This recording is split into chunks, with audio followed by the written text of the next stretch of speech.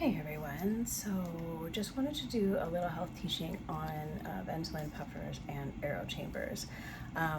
There's been quite a few times recently where both parents and or providers have been giving this incorrectly, and it really does change the management outcome for the kids. So this is obviously an infant one, so this has a very small mask for smaller children.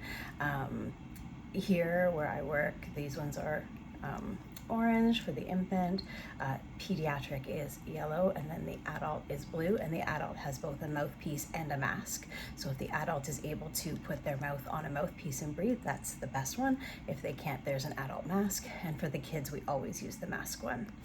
So the mask has to be able to fit comfortably over their nose and beneath their mouth, of course. So this would obviously be entirely too small for me, but you get the picture.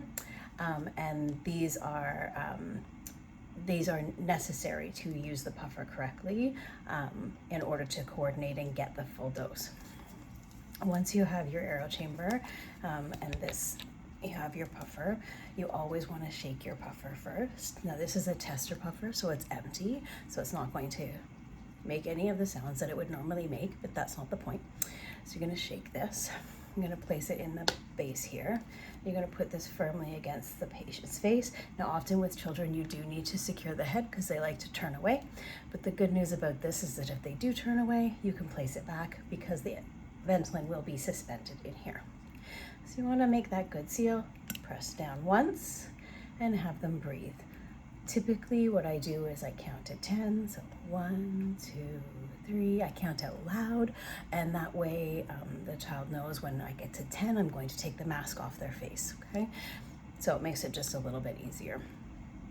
For adults, you want them to take, sort of 3 to 5 decent breaths. If they're breathing very quickly, sometimes just waiting for that count of 10 can also be helpful. Then once you are finished that first puff, you're going to remove the mask from the face and then shake again. You must shake again. It has to be reset, okay? So you're gonna shake, shake, shake. You've counted to 10 while it's on the patient's face, and so now you have about another 20 seconds. So you're gonna count, talk to your patient, blah, blah, blah, blah, blah, place it back on, do your next one puff, let your patient breathe, and so on. So if you have to do 8 puffs, you're doing 8 30-second pause and shake, and back on the face.